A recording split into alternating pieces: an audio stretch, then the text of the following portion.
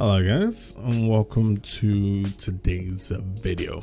Okay, so this video is gonna be a build video. I've been wanting to do this video for a bit now for this build because I feel like it's a build that originally was very popular that people forgotten about, and I just wanted to have this build kind of like on the channel for people that don't know about it to kind of like give it a try. It's not really, I won't say like a GM level build, but for everything below GM, this will probably be a really good build, and probably gonna be a build that I'm gonna be using for a while in terms of crowd control. I don't really want to mumble a lot from this video, so let me show you the build. Okay, as you can see how my stats are completely split. The main stats I wanted to build was my strength, because I want to essentially get my melee as often as possible, because I am going to be using the Felwinter's Helm for this build, which, for the people that do not know, Felwinter's Helm essentially will, when you get a melee kill, it will create like a burst of energy that essentially weakens the enemies nearby. So essentially everybody gets slightly weaker. The radius is very small, but if you do it on a powerful target, so like a yellow bar and above, it gets bigger, making pretty much everything weaker. Obviously, you can still do like a thrall that's next to a yellow bar knight, for example, or a thrall that's next to a boss, and that will still allow you to essentially get the weaken effect the way you want it, essentially. Now, what makes this build really good is will essentially allow you to do crowd control if you combine this build with the War Mine Cell. So in terms of keeping my melee up as often as possible, I'm rocking my 100 strength. Then I'm gonna combine that with my taken charge, because I'm gonna still use charge relight, plus my heavy handed. For anyone that's seen my 1-2 punch build, heavy handed essentially, once I'm charged with light, it will give me half of my melee back just from using my melee. So it's kind of like the grenade version if you were using like a solar, kind of like firepower. Like by chucking a grenade, I get like a portion of it back. Same thing with heavy handed. But the bonus of heavy-handed is if I'm surrounded, I also essentially get ammo, easy ammo reload without actually having to reload it for my shotgun and my SMG. And I'm using a shotgun and an SMG. So it's a win-win in terms of this build. So pretty much my lock and load, by the way, if you do want that extra perk in terms of like the shotgun and SMG, make sure you have an arc mod active, otherwise it doesn't proc. So in terms of charge lights, that's the only 2 mods I'm using. The rest is gonna be War Mine Cell. In terms of every War Mine Cell build, please use global reach. I feel like War Mine Cells do not reach like the peak of usefulness unless you're using a global reach. Please use a global reach to max out the range. But what this build centers around the most is this mod right here, the cellular suppression. Essentially, by shooting the War Mine Cell that you create on the ground, it creates like a suppression, like a void suppression energy. Think of it like a blinding effect. So like whenever you use like a blinding grenade launcher, pretty much the same thing. Everything gets blinded, they stop shooting, and they're affected that way. Just like a blinding grenade launcher though, it does not affect like champions or bosses, but everything below that level are affected. So this will allow you to essentially blind and suppress the room, especially with global reach, since you're gonna reach a lot of pretty much a wider range of ads. And combine that with the Warm Cell longevity, which will essentially allow the Warm Cell that you've created to last on the ground for longer. Do know a downside of the cellular suppression is the Warm Cell takes less damage from your shot. This is to make sure that you don't mistakenly destroy your own Warm Cell by whenever you're trying to suppress the ads around you.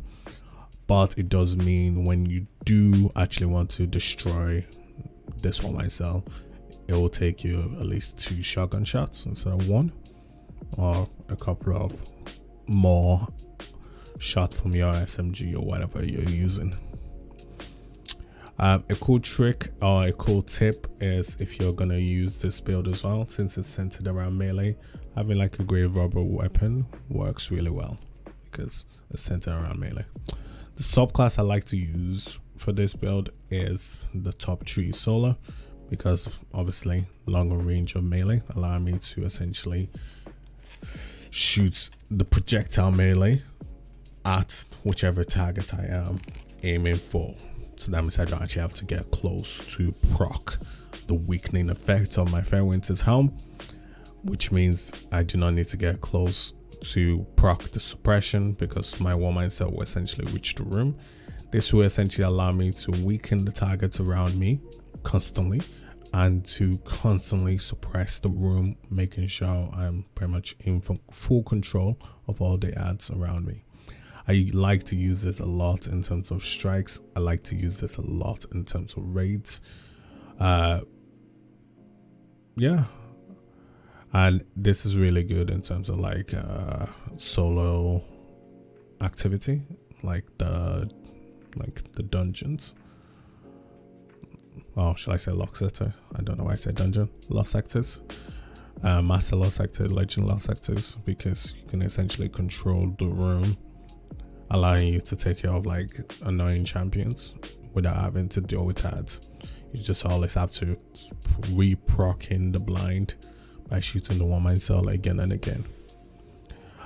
Like always with my build videos, I will add a video of me actually using the build so you can see it in action to see how it works. And I hope you enjoyed the video, and see you guys in the next one.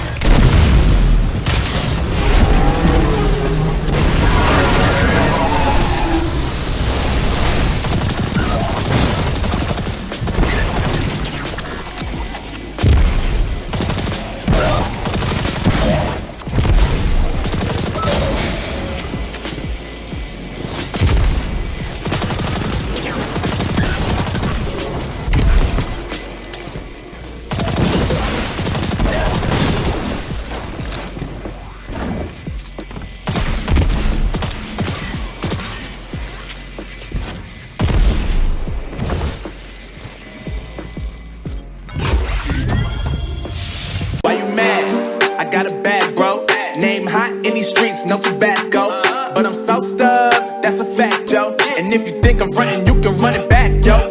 Run it back. You know that I run it.